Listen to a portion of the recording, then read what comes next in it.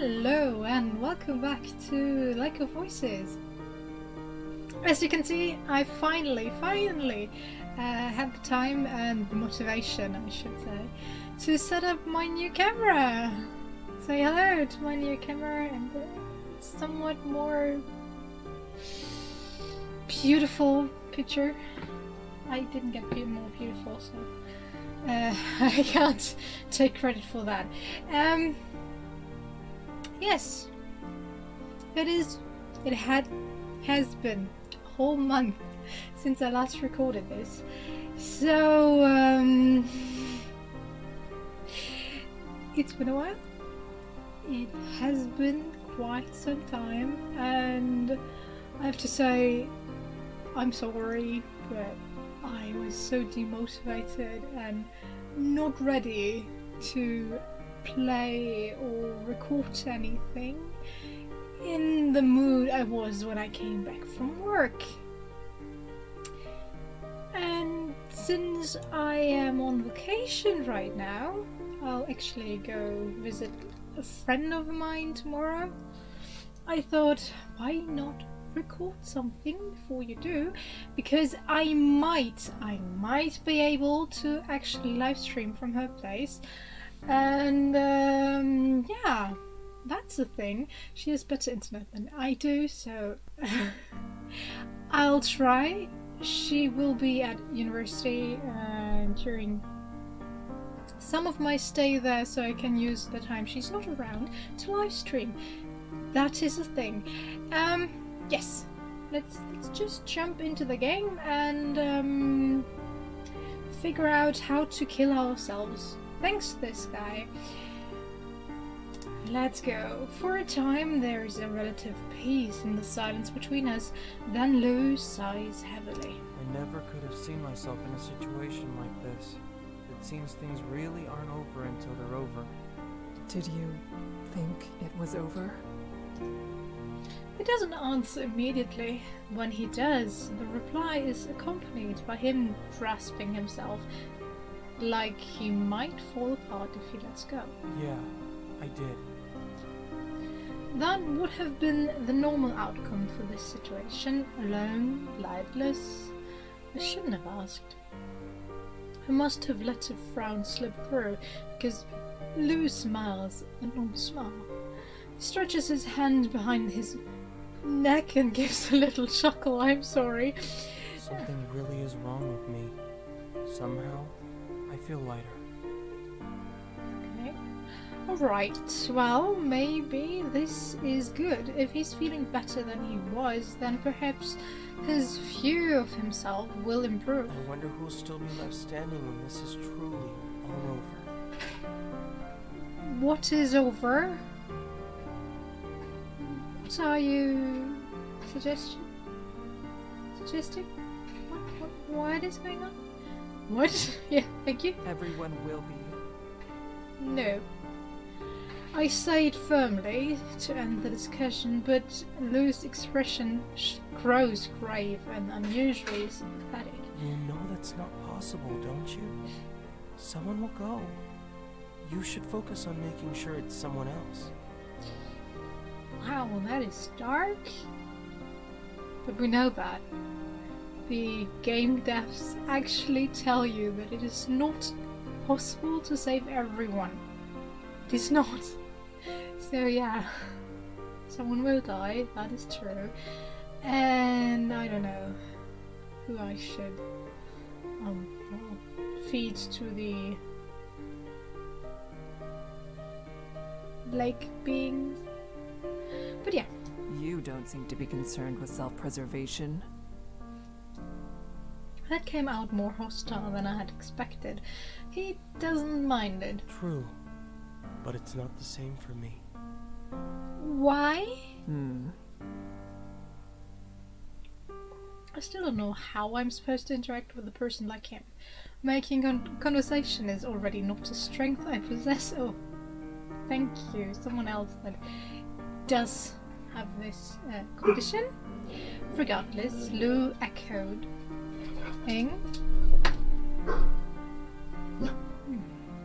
That sentiment was not something I had expected.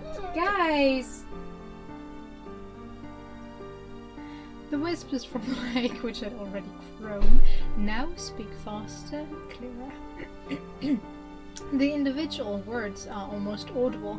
I'd likely be able to make them out if I knew the Nyx language. For a split second, I wish I did. Really? The light in the distance still drifts along the same manner as it did when we first started walking, which I take to mean the path hasn't turned so far. Hopefully that means we're still on the right path. Yeah. But the light got brighter. It's strong enough that I have to glance away for a second, and the next time I look, the light has grown. The bridge is on fire. I grab Lou's arm without thinking. He's standing there stiff, staring at the glow, eyes dull. We're going to run. To hell with the guide's order. If we don't go now, we will never go anywhere again. Lou doesn't respond. I give his arm a small tuck, and he appears to have come to himself when he nods at me. I make the decision then that I won't let go of his arm. I don't know what'll happen to him if I do. We take off, the heat growing with each step. The dankness of the bridge means the fire is spreading slowly, but it makes me question how it began in the first place. There is no end to how raw this place is. It takes 20 paces before the air around us ripples, then starts folding into itself. Thick smoke pours over us, stinging like scorpions at my eyes. I can't seem to remember this part of the game. Did I somehow change the outcome? Or did I just lose my memory of this part? I don't know. I cover my mouth with my free arm to keep breathing, and soon we're at the fire itself. The bridge lurches beneath us as if the beams supporting it are starting to give way to thousands of flying sparks. Lou stumbles and pulls against me for support, but we keep our ground. I start pulling him through the blaze. We don't have time to get our bearings. Who knows how long we have until the bridge collapses or is devoured by flames. As we push through the smoke, Lou's wheezing for breath beside me. Figures emerge, Bamel and Margaret. Nope, okay, I can't remember this at all. Maybe the game ended at some point, the demo ended at some point before that. I look at the two and the situation around them baffled. None of the individual pieces make any sense until the reality of it hits me all at once. The guide is gone. Margaret paused at the bridge, her lantern is at her side. It's her glasses she's missing. Bamel is off to the other side, lanternless, with only the flickering embers in the wind to keep him out of the darkness. I want to pretend that they're both fine, but they'll be capable of handling themselves, but I know that's just wishful thinking. Both of them are in danger. I don't know how the Nixie feel about fire, how daring they'll be with it so close by, but I can't assume this is an opportunity they would want to miss. I have to do something, and I have to do it now. Without wasting another second, I run to Margaret's side, Lou in tow. I am the one who put her in danger, and she needs me. I have to be there for her. Alright, I'll save here because I'm quite sure there will be a quick time option thingy in just a tiny little bit, so let's get that out of let's get that possibility of a possible death out of my system. Yep. Margaret's head shoots up, eyes squinting through the smoke. Tears like ribbons gleam down her face. Whether they're because of smoke or panic, I don't know. I'm nearly at her side when a shout goes up from the other end of the bridge. A chunk of the bridge near Bamel has vanished, collapsed into the water, and In its place are Nixie, trying to crawl their way up. Bamel is backing away from them, but that's only pushing him closer to the other edge. I check on Margaret again. She's on her feet and heading over to me, but she's standing now and she has her lantern to keep those monsters at bay. I leave her running to get my light to Bamel. Bamel stopped in the perfect center of the bridge, unable now to move forward or back. Instead he turns to me, face painted in a way I've never seen him before. I've never seen from him. All he can do is wait for me to come and hope soon enough. God damn it, I can't read today.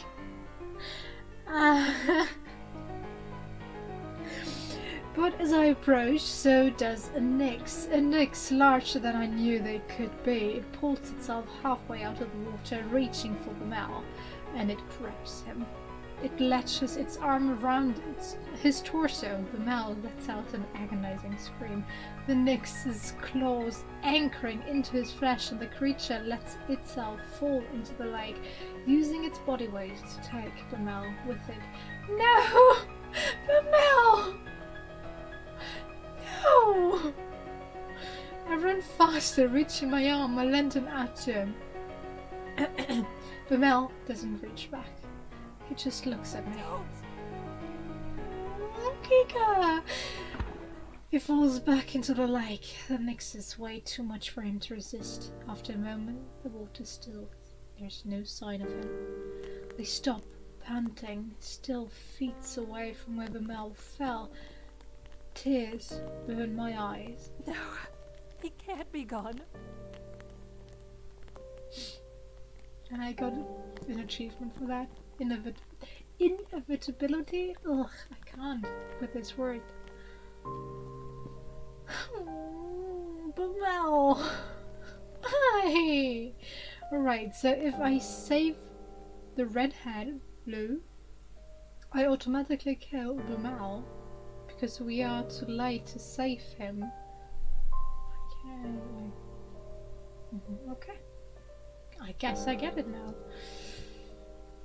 Something tugs on my arm. I panic, but it's Margaret. I gape at her. I can barely keep myself together. What happened to the guide? Is he also? My voice cracks in spite of myself.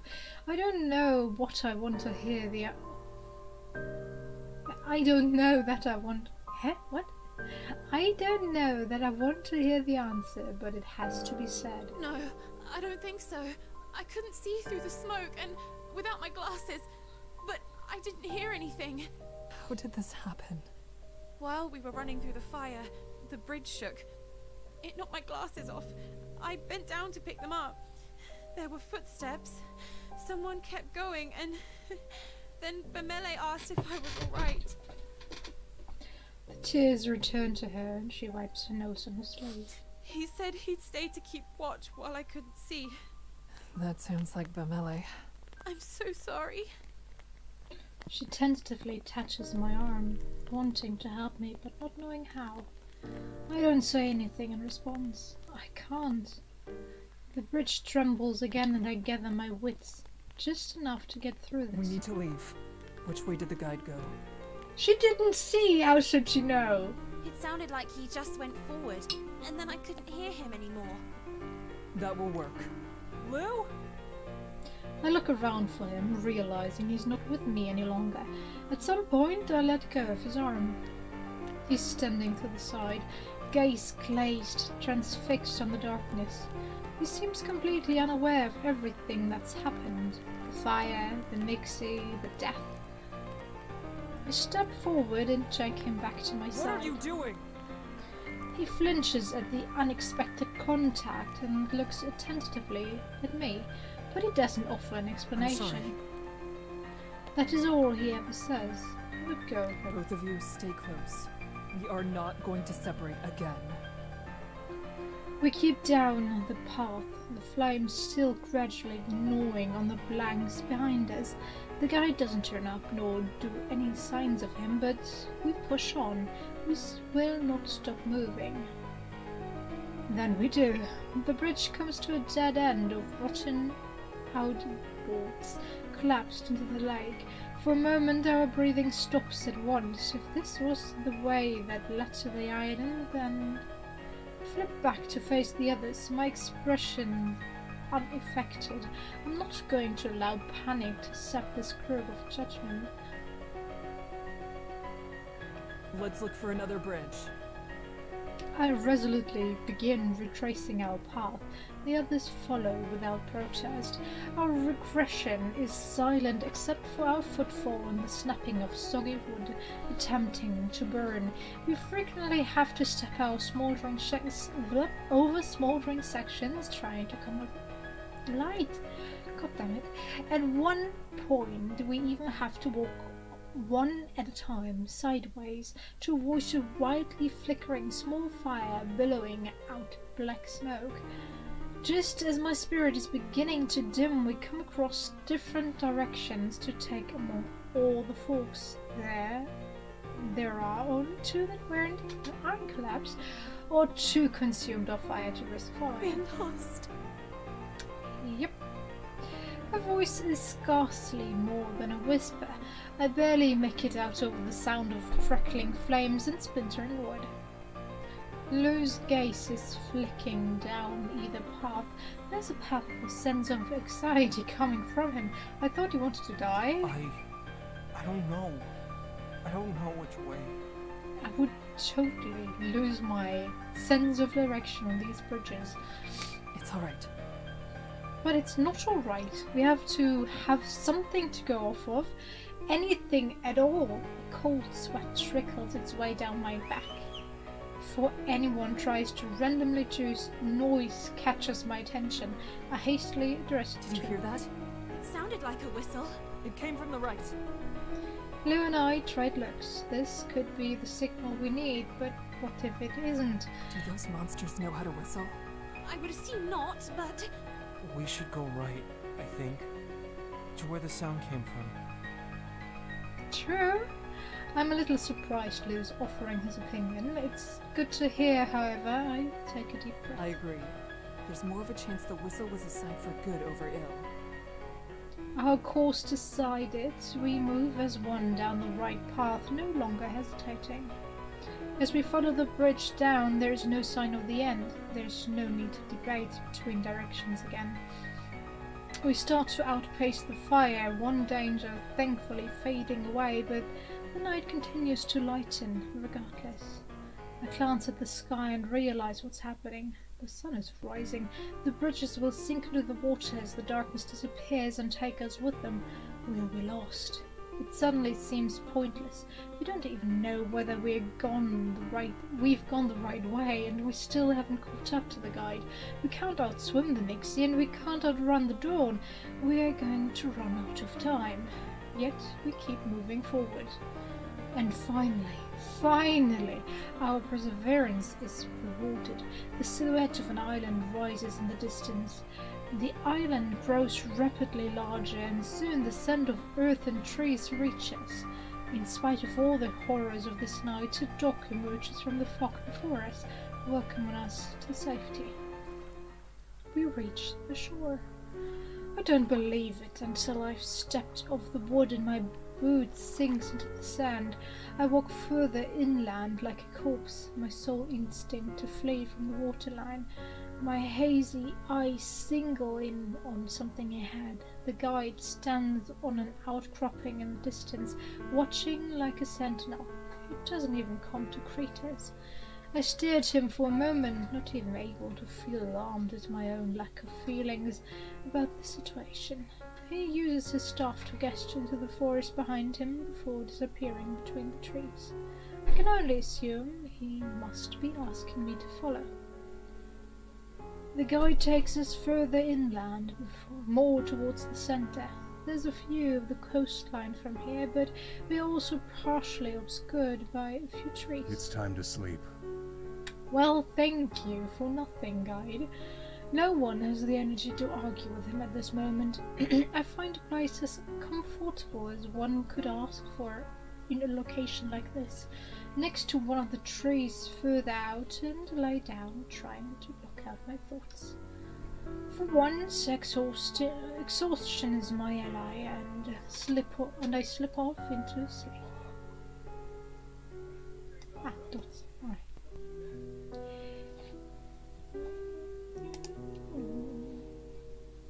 Actually, I think this is a good place to leave it, even though we've lost Bamel. Rip in pieces.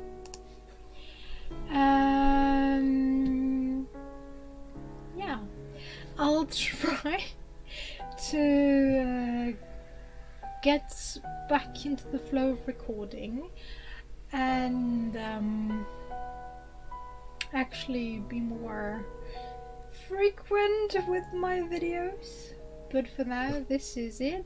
And as I said, I might be able to live stream in the next week or so. So during the next 7 days. Ooh, what was it? After 7 days you die if you watch The Ring. Yeah, something like that. I'll try. I don't know if I will actually be able to, but I will try, and we will probably see each other then. I will keep you updated on my Twitter. Link is down below, as always. Below. I don't know how much I made it quite small picture frame that it keeps actually that you can see. So I don't know how much of my hand gestures are being picked up, and you know I'm quite expressive with my hands, so yeah, that is a problem if it's not being filmed. But regardless, I hope you enjoyed it, and I hope you're as sad as I am to have lost Bamel.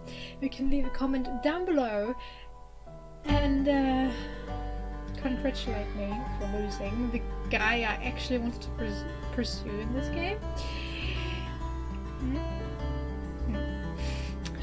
But okay, doesn't matter. I'll see you next time, and yeah,